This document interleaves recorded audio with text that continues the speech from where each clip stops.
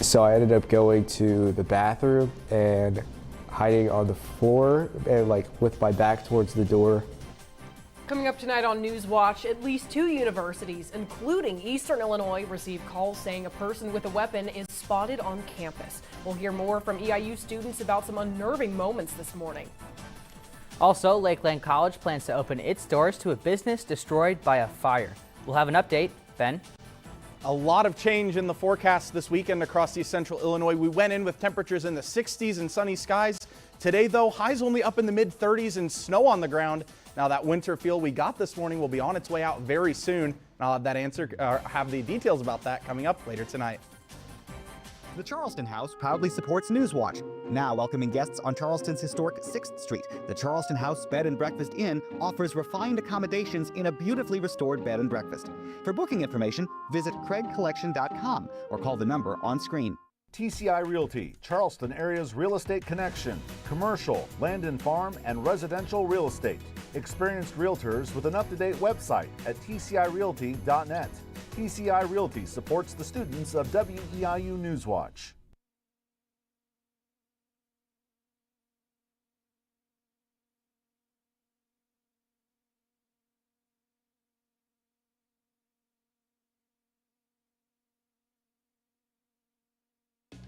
Alamo Steakhouse and Saloon. Whatever the occasion, it's an environment for an evening of dining, conversation, and cocktails. Whatever your needs, our staff is ready. Alamo Steakhouse and Saloon, located at the Cross County Mall, Mattoon.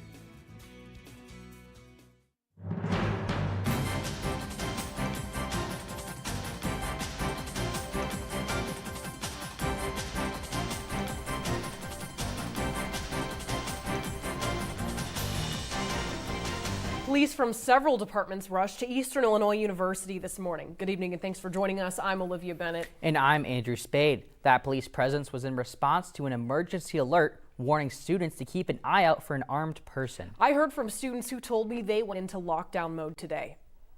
Eastern Illinois University student Kendrick Nantes was walking by the student union on his way to class around 9:20 Monday morning. There was about 4 or 5 cops coming out of their cars with their really big rifles. So I decided to take a video because I was like, okay, what's going on?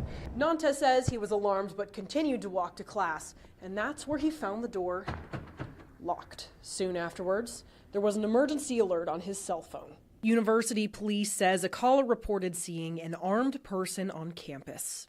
So I ended up going to the bathroom and hiding on the floor and with my back towards the door so that they couldn't come in if there was actually a shooter. Off campus, student Silas Romer waited at home for a message from the university deeming the threat clear before returning to school. The next message came at 9:45. University police say after reviewing surveillance footage, no one was found. I'm an education major and I currently work at a school, and we are specifically told that if we do not receive an explicit all clear, it is not all clear. It wasn't too descriptive, honestly, so I was kind of caught off guard. I was just hoping that there would be more information. At 11, the university sent out a more detailed message saying that students and faculty could resume their day as normal.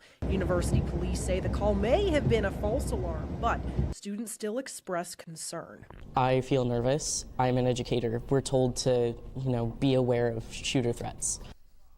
Newswatch reached out to the University Police Department and EIU representatives for comment and is still waiting to hear back. However, in a statement, University Police says local law enforcement helped to assess the threat. Another college campus experienced a similar alert today. Bowling Green State University issued a statement on social media saying their campus received a call of a non-emergency line stating there was an active shooter in a library. Officials there say no individual was found. The Charleston School District and Lakeland College reported taking precautions following the report at EIU.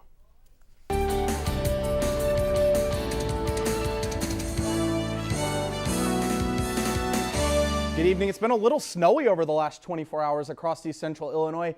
We typically don't get to say that this early on in the fall season, but yet we still had snow over the area yesterday and overnight into today. That left us with a very nice blanket of snow on the ground, but you can see that a lot of that snow is already starting to melt with that sun out in pretty full force today. High temperatures were staying cool though, 37 in Taylorville and in Decatur, 35 degrees was our high in Charleston. These overnight lows very chilly from last night. 24 degrees in Charleston, 22 degrees last night in Paris. Overnight tonight, these lows will be staying right around that temperature. 23 degrees in Charleston. We'll see some clouds moving in from the west and winds shifting from the west. That'll be a sign of something big coming. I'll have the answer to that coming up in just a couple minutes. Thanks, Ben. Well, nationally, travelers are dealing with a 1-2 punch to start the week at many of the nation's airports. The season's first major Arctic blast across much of the country has collided with an ongoing air traffic controller shortage, creating more of a travel mess. Karen Cave has the latest from Washington. Their flight from New Orleans to Chicago was canceled, but when they hopped into a rental car north, Grace Butler and her boyfriend encountered another snag in Illinois early Monday. The cascade of flight delays and cancellations related to the government shutdown has met an Arctic air mass poised to chill the eastern two-thirds of the country. Monday's big snow totals branching out from Chicago and around the Great Lakes and compounding an already messy situation at some major airports.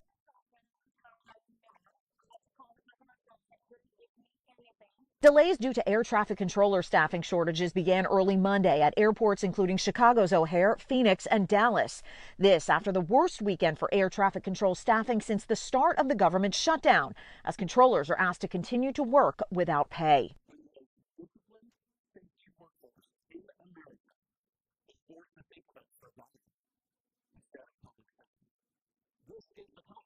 Some passengers exhausted by a lack of options.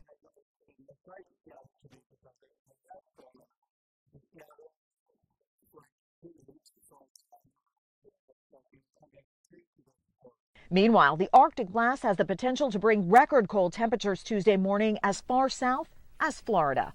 In Washington, I'm Karen Caifa. The snow won't be around for long. Warmer weather is making a comeback, and coming up in a few minutes, Ben Mootney will have the complete Skywatch forecast.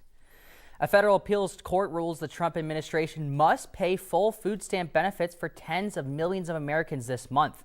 The ruling was made yesterday at a U.S. district judge ordered for full benefits to be released by the end of Friday. The Trump administration pressed the appeals court to scrap that order, but they declined. Officials say Justice Ketanji Brown Jackson agreed to pause the order temporarily, carrying out the legal fight to another day. The Internal Revenue Service is cutting off the online tax filing system, Direct File. Direct File was an online program announced by the Biden administration last year. It aimed to help low and moderate income taxpayers file their returns easily. Treasury Department officials say the program was halted due to not being widely used after less than 300,000 people used it this year. Well, back here at home, Macon County authorities released the identity of a man shot and killed in Decatur Friday night. Decatur police say they were called to the 200 block of North Illinois Street just after 10:30 Friday night, and when they arrived, they found 31-year-old Garrett Wilson shot outside a home. He was pronounced dead at the scene. Police say detectives are pursuing leads in the case, and they're asking anyone with information to call Decatur police. A local college is helping an Effingham County business destroyed by a fire. Altamont Kitchen, which houses Deb's Kitchen and The Giving Plate, was recently shut down by a significant fire. The shutdown of their service of preparing meals for nonprofit services such as Meals on Wheels and Head Start. In response to the incident, Lakeland College is expected to approve a temporary lease allowing Deb's Catering to operate from the Effingham Technology Center's kitchen. Lakeland College President Josh Bullock says Lakeland is dedicated to engaging with their community in meaningful ways. Indiana regulators have approved the merger of two Terre Haute hospitals. Our partner station WTHI reports the Indiana Department of Health approved a certificate of need allowing Union Health and Terre Haute Regional Hospital to merge. The department examined factors like proposed improvements in healthcare access and quality. Critics of the move, including Indiana Attorney General Todd Rokita, said they were concerned the merger would hurt competition in Terre Haute. But hospital leaders say the change is a chance for growth, expanded services, and improved health outcomes. The Illinois State Fire Marshal is drawing attention to a silent and invisible danger this month. November is designated as National Carbon Monoxide Awareness Month. Officials say exposure to carbon monoxide can lead to both short-term and long-term health effects such as fatigue, difficulty breathing, and loss of muscle control. Last year, Illinois fire departments responded to nearly 10,000 carbon monoxide-related calls. Illinois State Fire Marshal Michelle Pankow says that every home should have a working CO alarm and ensure all fuel-burning appliances are properly maintained. Eastern Illinois University is getting ready to salute local veterans. The annual Veterans Day ceremony honors the courage, dedication, and sacrifice of everyone who served in the United States Armed Forces. The event starts tomorrow at 10:30 in the Kogel foyer of the Old Main Building. Eastern's Military Student Assistance Center also supports people who have or are currently serving along with their family members. For more information on this service, go to the website on your screen.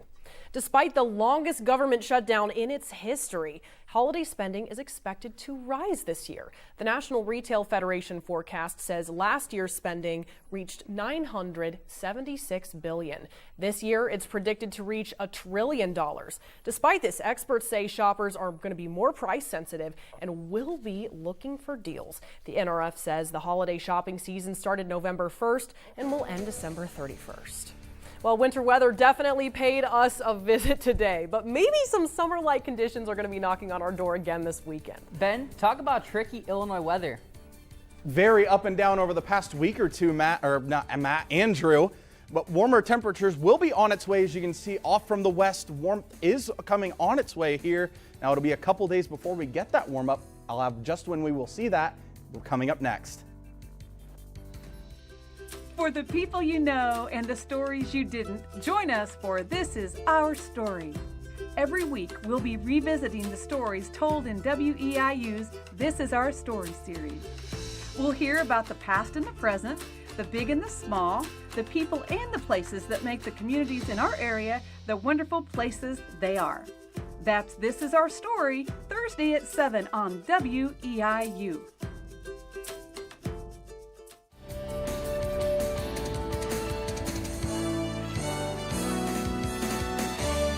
Good evening. A weekend with lots of change across East Central Illinois, and particularly at Eastern Illinois University's campus. We saw our first snow of the fall season coming in this weekend. Now, we don't have any official totals to announce quite yet, but we didn't see that rain sticking on Sunday afternoon due to the warmth of the air in the ground. But once we got overnight last night into this morning, those cooler temperatures allowed some of that snow to stick. We are starting to see some of that melting across the area. Now with that, of course, this severe winter weather season, we're going to be talking about some snow and snow safety today. During the usual season of winter, Charleston expects to see right around 15 inches of snowfall. And if you are experiencing snowfall like we did today, here are a couple of safety tips. Make sure to watch your step outside, as some of that snow can be hiding some ice underneath, making that footing slippery. If you're working outside, make sure to take breaks and warm up, and make sure to dress warm generally. Temperatures will be down close to the teens for wind chill values tonight, so it's definitely not a bad idea to stay warm, because some of those temperatures could cause some of that hypothermia to develop if you're not careful and keep an eye on the temperatures. 35 degrees for our high today in Charleston, 37 degrees in Effingham, and looking at the current conditions, already at the freezing point here in Charleston across a lot of the area as well. 30 degrees in Robinson right now, and they're still reporting some snowflakes overhead. Now, a lot of us won't be seeing that snowfall across the area tonight. 23 degrees for our low this evening. Clouds will start to build a little heavier towards the morning tomorrow. Winds coming from the northwest today, very strong. Will be a little weaker coming from the west tonight. Now we'll see that wind shift again as we look ahead to our daily breakdown for your Veterans Day. Winds will start strengthening from the southwest at around 20 to 25 miles an hour tomorrow. Some of those wind gusts could even be up to 40 miles an hour during the day. That will be causing those temperatures to start warming up tomorrow. Around 50 degrees, again, mostly cloudy skies to start the day. Then a little bit closer to sunset during tomorrow, we'll see clearer skies resurmounting themselves and warmer temperatures arriving. Again, those wind chills will be very cool as we start the morning tomorrow. 18-degree wind chills around sunrise, and even during the afternoon tomorrow, a lot of these wind chills aren't going to be getting much higher than around the mid-30s. So definitely we'll need to take advantage and bundle up, but we won't need to be doing that for too much longer, as I'll have you to see in just a second. Futurecast right here, you can see a pretty clear couple hours after we get off the air tonight.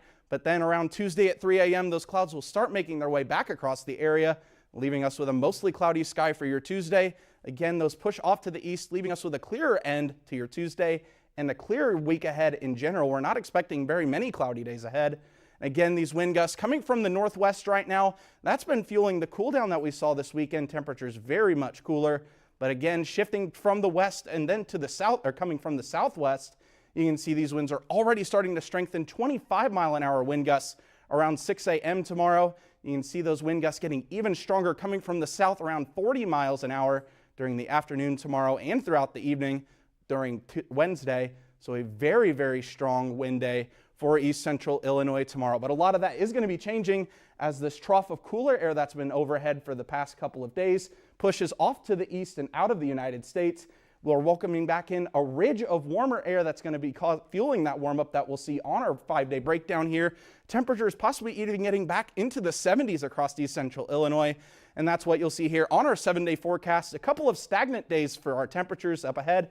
50 degrees on Tuesday, only up to 54 on Thursday, but that warm up really takes off on Friday. 62 degrees in Charleston, 74 degrees to start our weekend across the area.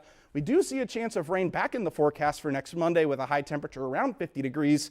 But generally speaking, it'll be a little bit of an up and down forecast again, but what a down it was. Very cold today. And it was just like magically winter overnight. It reminds me of that scene in White Christmas, the snow. You know what I'm talking about? No, well, come on, guys. Thank you, Ben. Tonight in sports, a handful of local high school football teams move on to the quarterfinals round of the playoffs. Also, the Eastern Illinois football team plays its last home game of the season, and it's against one of the best teams in the nation. Thanks for watching. Your WEIU Sports Watch Report is coming up next.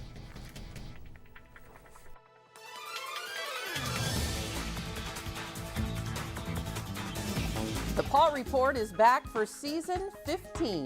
We travel to the University of Illinois to meet veterinary experts in dermatology, oncology, and cardiology.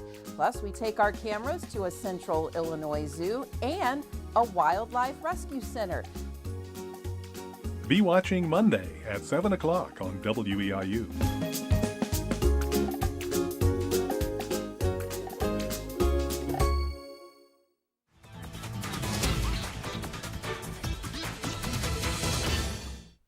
The Eastern Illinois football season wraps up soon, but not before the team recognizes its seniors. Sports Watch's Rashad Jones catches up with one player who says it'll be a tough goodbye when the last game is played. Well, it's not your typical home game for the Eastern Illinois Panthers. This is the last game at O'Brien Field this season as the Panthers take on the number 5th ranked Tennessee Tech Golden Eagles. Tennessee shows why they're one of the best teams in the nation in just the first quarter, as Quadarius Jennings jukes his way in for the touchdown score. And the scoring keeps coming from Tennessee. Maury Sullivan gives his best Randy Moss impersonation and leads the defense in the dust for yet another score. Yes. Late in the fourth, and EIU finds way into the end zone with this incredible catch from wide receiver De'Arius Smith to cut the lead, but it wouldn't be enough as the Panthers fall 21-9. Despite the loss, Smith appreciates being on the field one last time after spending 6 years in the program. It's heartbreaking, but I also love it because I've created a bond with every coaching staff I've been with, every players, and just the whole program that's built me to the man I am today, honestly. And I'm happy for myself, honestly. Now on the other side of the ball, senior linebacker Tylen Foster, who's one of the Panthers' best tacklers, received another year of eligibility after an injury and hasn't taken it for granted. 2024, I got hurt, so, a lot of people forgot about me. They gave me the opportunity. Now I'm coming out here giving it my all, so, it's been ups and downs, but, been prayed up, and I'm right where I want to be. With just 2 games left on the schedule, the Panthers hope to end the year on a high note despite their record so far. In Charleston, I'm Rashad Jones for WEIU Sports Watch. The Panthers fall to 3-7 on the year and travel to Lindenwood for their next matchup. After that, Eastern will face the number 4th ranked team in the country, Alabama, on November 22nd. After a massive upset win over South Dakota State, the Indiana State Sycamores are back home to face another ranked FCS team in Illinois State. Can they make it 2 big wins? Although it was close at the first with both teams tied at 14 in the second quarter, Illinois State's offense overwhelmed the Sycamores. Redbirds leave Terre Haute with a 52-20 win after scoring 35 consecutive points. Indiana State receiver Rashad Rochelle caught another good performance, putting up 6 catches for 103 yards, including a 64-yard catch and running touchdown in the second quarter. Head coach Kurt Mallory knows his team needs to learn from those tough moments. And we got to be more consistent. And when things are going well for us, we got to ride the wave. And when things aren't, we got to stay together. And things start going not our way, and that's when big plays occurred. The Sycamores now move to 1-5 in the Missouri Valley Conference, tied for 8th in the standings with Northern Iowa. ISU will get ready to take the road again as they head to face Youngstown State. The Penguins have a 3-3 record going into Saturday's matchup, set for 11. Moving over to high school football, it's the second round of the IHSA playoffs, and a few local teams are still standing. Arthur Lovington Atwood Hammond takes down Cumberland 41-22 and improves to 11-0 on the season for the first time since 2004. Number 4 seeded Casey Westfield continues its 9-2 season, winning over Nokomis 48-14 and advancing to the quarterfinals round. Tolono Unity also reigns victorious, beating Monticello 21-20 and improving to 10-1 on the season. The Chicago Bears are red hot, winning their last 5 out of 6 games, and now a struggling New York Giants squad comes to Chi-Town. The snow is falling and the Bears are driving as Kyle Monangai pushes through the defense, and with a little help from the O-line, Chicago goes up first. But New York is taking control as Jackson Dart keeps this one for himself as he darts straight to the end zone, giving the Giants a 10-point lead in the third quarter. Now, with 4 minutes to go, Caleb Williams takes matters into his own hands, finding a wide-open Romo Dunze for the touchdown. Now it's 22-7. Caleb Williams takes the snap, and he rolls out to his left side. He finds a wide-open field, and he takes it all the way into the end zone for another insane fourth quarter. The Giants had a chance to put together a game-winning drive, but can't get it done. Chicago improves to 6-3 on the season. This is the Bears' best start since the 2018 season, and if you can remember, that year ended in the infamous double doink. Up next, Chicago will go on the road to play the Minnesota Vikings Sunday at noon. Basketball season is in full swing, and the Eastern Illinois men's team is at home for the first time this year. The Panthers take full advantage of 11-0 early run and win this one 65-57. Over Nichols in the two teams' first ever matchup. Zion Frooster scored a team-high 25 points, followed by 9 from Cooper Jacoby, while Terry McMorris notched a team-high 11 rebounds. Up next for EIU is Notre Dame, when the Panthers travel to South Bend tomorrow with a 6:30 tip-off. Now for the University of Illinois women's team as they take on a fellow in-state opponent. We start here with Barry Wallace lobbing the ball over the defender and sinking it in. Here she is again, this time with 2 of her team-high 22 points on the night over Illinois State. And now it's Jasmine Brown-Hager taking advantage of sloppy defense and sinking in a 3-pointer of her own. Here's Gretchen Dolan with a deep 2-pointer, and she finishes the night with 18 points. The Fighting Illini win this one 75-65 and improve to 2-0 on the season. Up next, the Orange and Blue will take on Oregon State Friday at 8. The stage is set for the OVC soccer tournament. Eastern Illinois University faces off against Lindenwood for the second time this season for a spot in the conference tournament semifinals. The Panthers gave it their all, but it just wasn't enough as the Liberty Flames move on with a 1-0 victory. An 18th-minute goal by Flames forward Sam Farner set the tone for the match, with neither team able to break through after. EIU goalkeeper Lucas Ortiz made 6 saves on the day, including a crucial penalty kick stop in the 84th minute. The Panthers finished 4-8-4 overall in their first season under head coach Hui Vaz. They came into the tournament after being the number 6 seed. Finally tonight, high school volleyball postseason action continues. Windsor is looking to become super sectional champions against Cissna Park in Class 1A, while Breeze Mater Dei takes on Normal in Class 3A. That's all for sports. Olivia, back to you. Thanks, Andrew. Finally tonight, one of the most beloved TV shows for generations of children and their parents is marking a birthday. Sesame Street turns 56. Happy birthday, Sesame Street. The public television show was the brainchild of Joan Cooney. She was a former documentary producer for PBS. Cooney wanted to create a show for preschoolers that was both entertaining and educational. Cooney hired Muppets creator Jim Henson to create a cast of characters for the show, and some of those iconic figures, Big Bird, Cookie Monster, and Bert and Ernie, are still popular today. It's estimated that some 80 million Americans have watched Sesame Street since its debut in 1969. Well, lots of people are watching the weather after our first wintry mix of the season. Ben Whitney is back to talk about the end of snow and the return of warm weather. Well, I have to say I'm one of those many viewers of Sesame Street. I grew up enjoying watching Sesame Street. I have to say Elmo was my favorite, but regardless of which Sesame Street character we're talking, a very happy birthday to the Sesame Street gang. 23 degrees for our overnight low. Clouds will be building into tomorrow. It'll be a very windy Veterans Day across East Central Illinois. Wind gusts up to 40 miles an hour, but consistently these winds coming from the southwest around 20 to 25 miles an hour. And that'll start a warm-up that will be moving in across the area over the coming days. 54 degrees on Thursday, and then the warm-up really takes off. 62 degrees for Friday and back near the mid-70s for the start of the work week.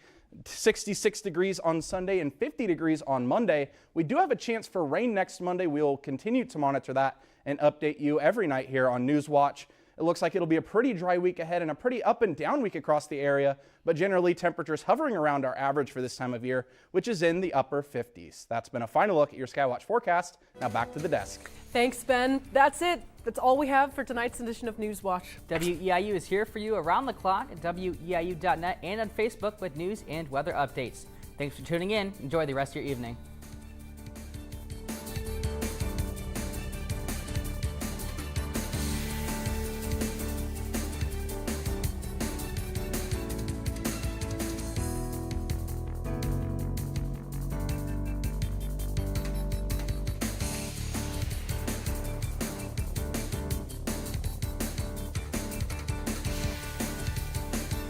The Charleston House proudly supports Newswatch. Now welcoming guests on Charleston's historic 6th Street, the Charleston House Bed and Breakfast Inn offers refined accommodations in a beautifully restored bed and breakfast. For booking information, visit craigcollection.com or call the number on screen. TCI Realty, Charleston area's real estate connection. Commercial, land and farm, and residential real estate. Experienced realtors with an up-to-date website at tcirealty.net. TCI Realty supports the students of WEIU Newswatch.